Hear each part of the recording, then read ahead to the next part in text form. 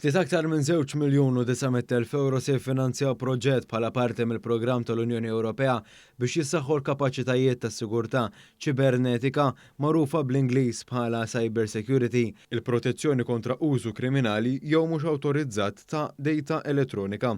Il-proġett se jkun amministrat mill-Aġenzija Maltija l-Informazzjoni Teknoloġika il-MITA li se twaqqaf ċentru nazzjonali ta' koordinament bħalma hemm fi stati membri oħrajn tal-Unjoni sabiex jibni l-kapaċità meħtieġa ta' ċibersigurtà permezz ta' kooperazzjoni u ta' azzjonijiet konġunti.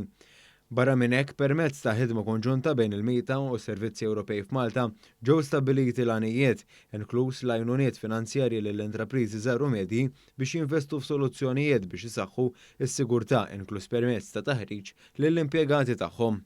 Fil-fatt barra li ġew stabiliti l-għanijiet ġew identifikati 5 oqsma f'din it-tip ta' sigurtà li huma ta' priorità l-intrapriżi f'pajjiżna. Dawn l-oqsma jiffukaw fuq problemi relatati mas-settur diġitali li jiltaqgħu magħhom ta' kuljum il-negozji f'Malta.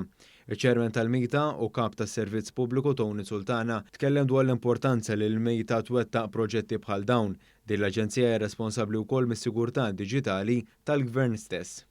Dan huwa investiment ta' madwar 3 miljuni illi jitratta kemm l-aspett tekniku u kemm l-aspett ta' investiment fuq in-nies.